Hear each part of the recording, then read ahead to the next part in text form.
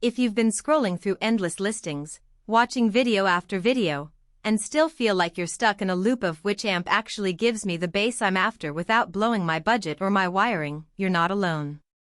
The market is flooded with 3000W promises, but most of them end up either under-delivering or demanding a whole custom install just to work.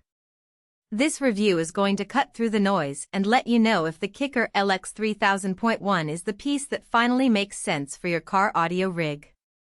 Link is in the description if you want to check the product details on Amazon. First, let's talk about why the idea of a mono Class D subamp like this one is attractive in the first place. You probably already know that a single, high-output channel can drive a big subwoofer more cleanly than a multi-channel setup that splits power around. What's different about the LX3000.1 is that Kicker has paired that raw 3000W claim with a smart bass control system that promises you can tune the low end from the driver's seat without hunting for hidden knobs under the dash. For people who want to feel that punch at a live concert or while cruising downtown, the promise is tempting. The question is whether the reality lives up to that hype without turning your installation into a headache. Who should consider this amp?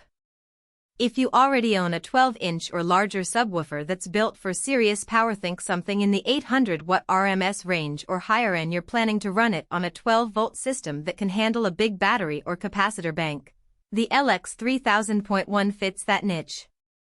It's also a solid pick for enthusiasts who enjoy tweaking their sound. The advanced bass control and tuning options let you adjust low-pass filters, boost levels, and even phase settings, which means you can fine-tune the sub's response to match your vehicle's acoustics, whether you have a tightly packed sedan or a spacious SUV. In short, it's a tool for people who want to spend a few extra dollars now to avoid spending even more later on a second amp or a custom enclosure to tame unwanted distortion. On the flip side, if you're a casual listener who just wants a little extra thump for weekend drives, this is probably overkill.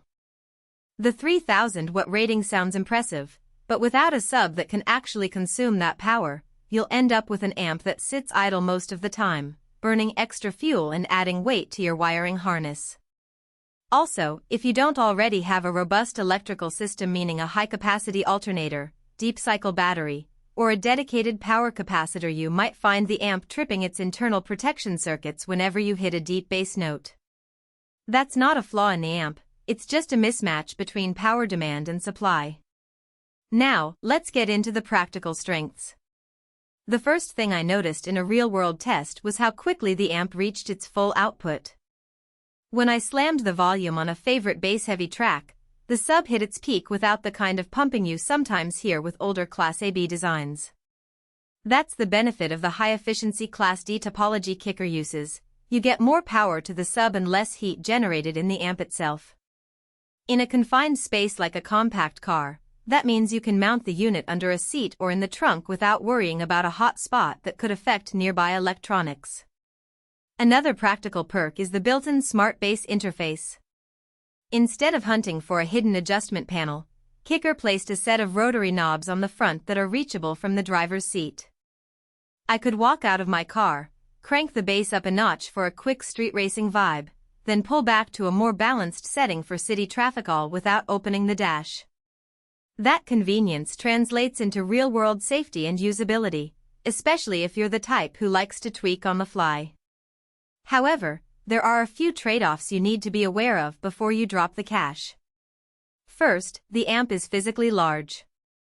At roughly the size of a small microwave, it requires a decent amount of space in the cabin.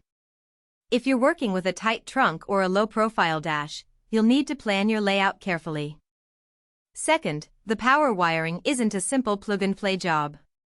The manual advises a minimum 4-gauge power cable for the main feed, plus a thick ground strap to the chassis. Skipping proper gauge or grounding can cause voltage sag, which not only reduces bass impact but can also trigger the amp's built-in protection mode, cutting out the sub mid-song. In my experience, a rushed installation that uses undersized cables leads to a click-off feeling that's frustrating in the middle of a track.